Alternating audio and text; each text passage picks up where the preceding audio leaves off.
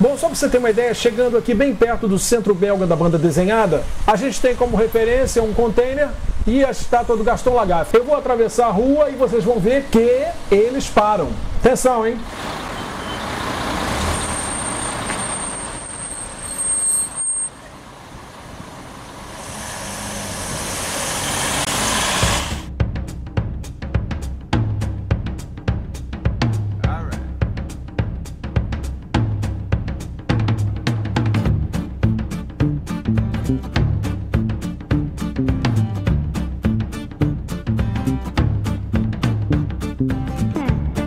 Pois é, gente, a coisa mais interessante é que chegando aqui ao centro da banda desenhada, quem vai receber a gente é a aeromoça Natasha.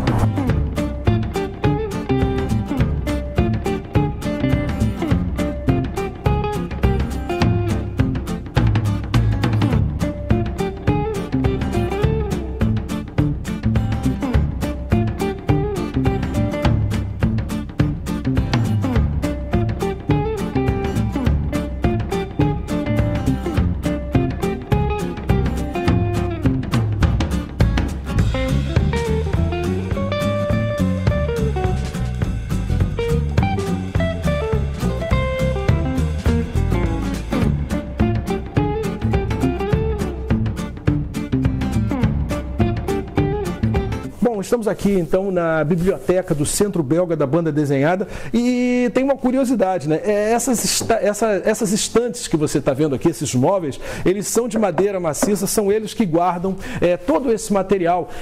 Mas na verdade elas fizeram parte de uma antiga loja de tecidos que tinha aqui mesmo, nesse prédio projetado por Victor Horta.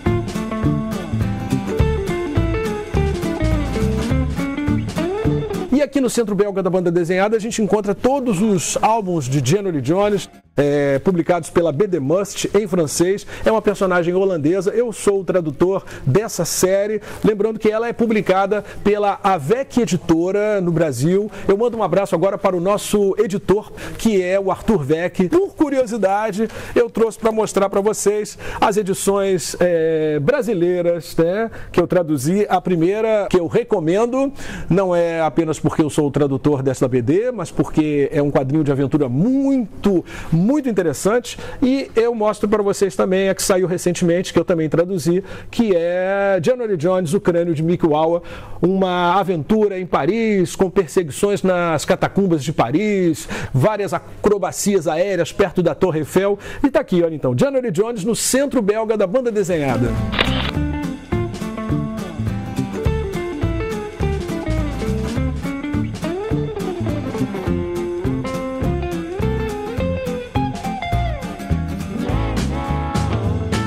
Bonjour, nous sommes ici au Centre belge de la bande dessinée à Bruxelles et on va parler avec William de Grave. Il est l'un des directeurs du musée. C'est un plaisir d'être ici avec vous. Merci de m'avoir accordé cette interview. Autant pour moi, je suis très heureux d'accueillir des amis du Brésil et je dois dire que vous n'êtes pas les seuls parce que nous constatons que parmi nos visiteurs, il y a un intérêt croissant du Brésil. Chaque année, on accueille de plus en plus de visiteurs du Brésil. C'est d'ailleurs la raison pour laquelle nous avons traduit les textes du musée en portugais. Donc, nos amis du Brésil et du Portugal qui viennent ici, à l'accueil, ils peuvent demander ce classeur avec des traductions gratuitement, ou sinon, sur notre site web, ils peuvent télécharger le PDF et lire les traductions sur leur téléphone ou leur tablette. C'est fantastique. Les Brésiliens vont aimer tout cela et arriver ici au musée et être reçus en portugais. Donc, c'est un honneur d'être reçu dans ce temple sacré de la BD où j'étais venu en 2003. Et je vous demande si ce superbe endroit a dû beaucoup changer après toutes ces années. C'est vrai que les temps ont changé et c'est la même chose pour notre musée. Notre musée existe maintenant presque 30 ans. Ça a été inauguré le 3 octobre 1989 par le roi et la reine de la Belgique. Donc ça veut dire que nous préparons nos 30 ans l'année prochaine, en octobre. Et qu'est-ce qui a changé? Eh bien, la présentation des expositions, parce que les techniques de présentation ont évolué beaucoup. Il y a beaucoup plus d'audiovisuel, d'interactif.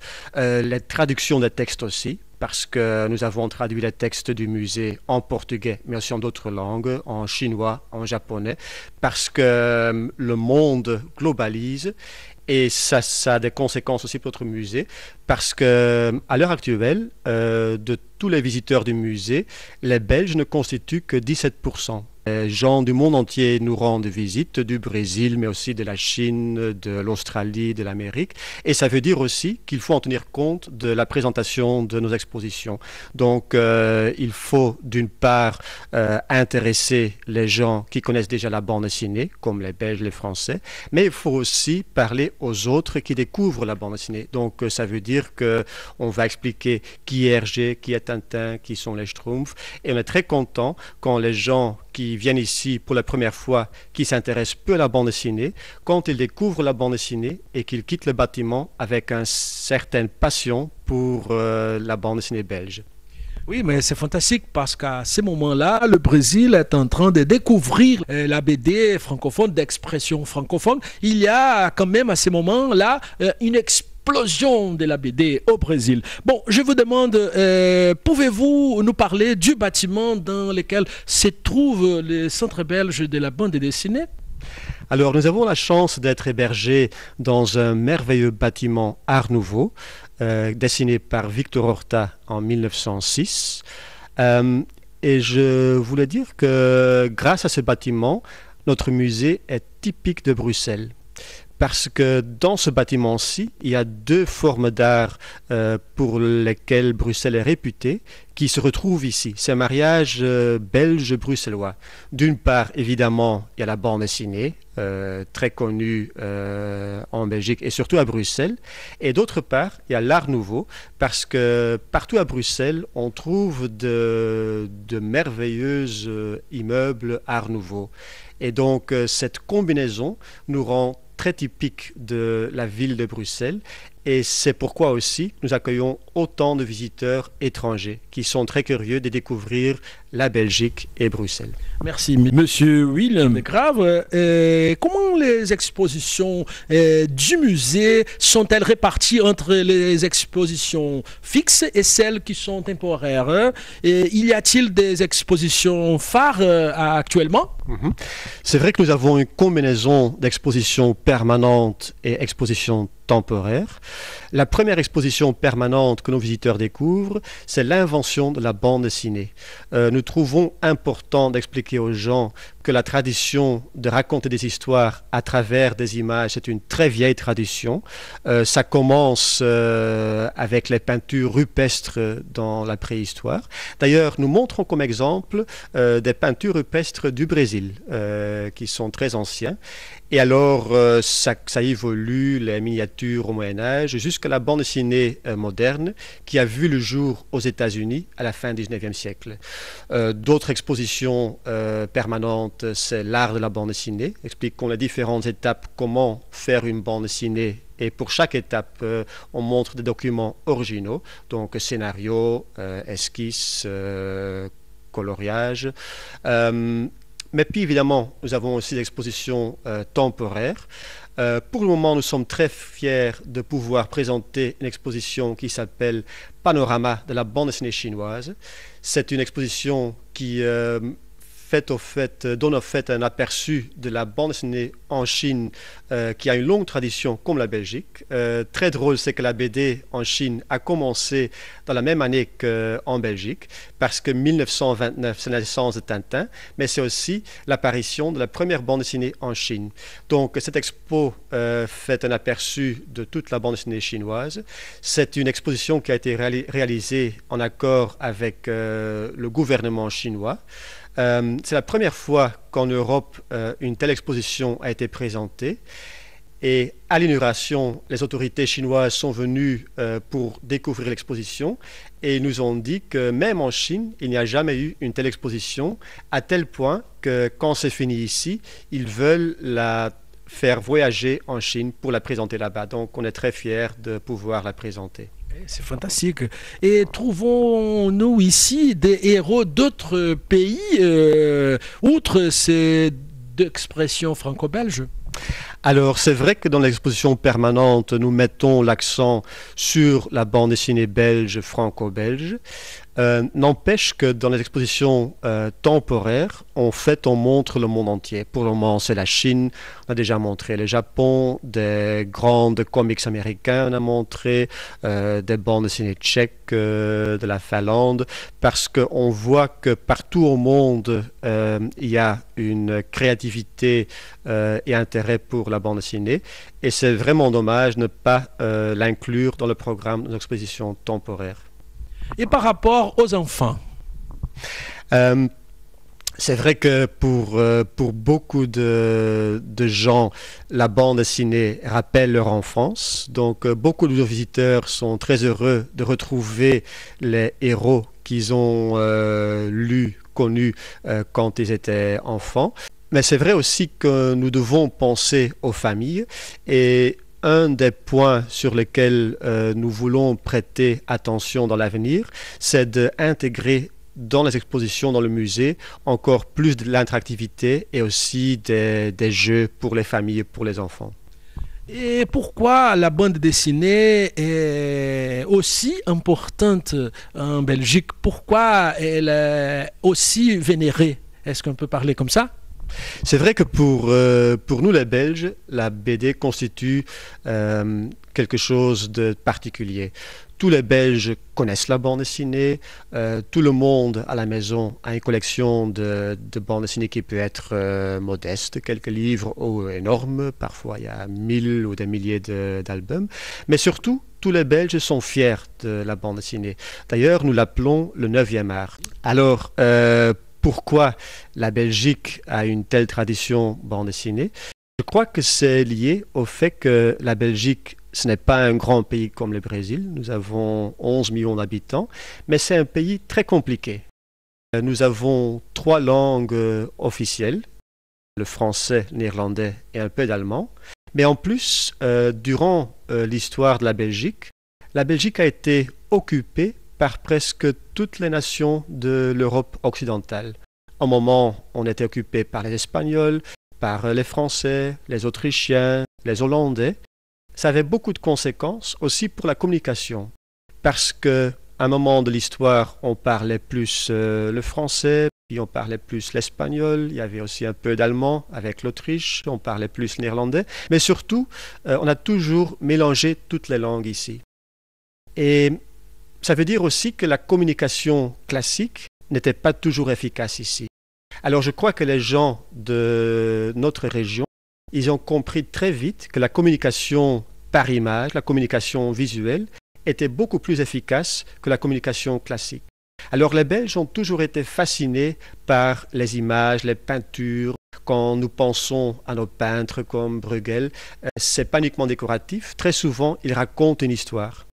Alors quand la bande dessinée qui est née en Amérique a traversé l'océan Atlantique, ce n'est pas étonnant que ce sont les Belges qui l'ont adoptée. Pourquoi? Parce que ça va de pair parfaitement avec notre identité, avec notre fascination pour les images, la communication visuelle. Et pour finir, comment la Seconde Guerre mondiale a aidé dans ce développement de la bande dessinée ici dans votre pays? Alors c'est vrai que la Deuxième Guerre mondiale a été une période très triste avec beaucoup de misère. Néanmoins, il y a eu une bonne chose pour la bande dessinée belge parce que dans les années 1930, il y avait beaucoup de magazines bande dessinée, mais au début, ils importaient énormément de bandes dessinées de l'Amérique. Quand il y avait eu l'occupation allemande, les occupants allemands ont interdit l'importation de bandes dessinées de l'Amérique. Alors, les directions de ces magazines BD, ils ont dû chercher en Belgique des auteurs de bandes dessinées pour remplacer les Américains. Au début, ils croyaient que c'était juste temporaire. Ils disaient quand la guerre est finie, on va de nouveau publier les BD américaines. Mais l'occupation a duré 5 ans, donc ça a permis aux auteurs belges de se développer, d'avoir du succès. Quand il y avait la libération, le public belge ne voulait plus des Américains. Ils disent on préfère les auteurs belges. Donc comme ça, beaucoup d'auteurs belges ont eu la chance de débuter en bande dessinée. Oui, c'est parfait, c'est superbe. Et je me souviens que Edgar Pierre Jacobs, le créateur de Blake et Mortimer, il a dessiné aussi les aventures de Flash Gordon. C'est vrai. Donc il y avait un magazine Bravo qui publiait Flash Gordon d'Alex Raymond. D'un jour à l'autre, les planches n'arrivaient plus des États-Unis et ils ont demandé à Edgar Pierre Jacobs de juste continuer l'histoire sans scénario. Donc il a inventé une suite à Flash Gordon et puis après, il a donc commencé avec sa propre série bande dessinée avec Blake et Mortimer. Merci, c'est superbe. Merci de m'accorder cette superbe interview. Et je vous invite à ces moments-là à inviter les gens de tout le monde à visiter le musée. Alors, j'aimerais conseiller aux gens qui regardent cette émission que s'ils sont intéressés par la bande dessinée, mais aussi par la Belgique et par Bruxelles, de venir ici parce qu'ils découvriront un musée qui est vraiment symbolique de cette ville, qui est la capitale de l'Europe, de la Belgique, mais aussi de la bande dessinée. Merci, monsieur William de Grave. E j'espère revenir ici le plus vite possível. Com muito prazer. Muito obrigado. Gente, olha, então é isso. Entrevista aqui no Centro Belga da Banda Desenhada. Esta é a nossa expedição BD em busca da nona arte.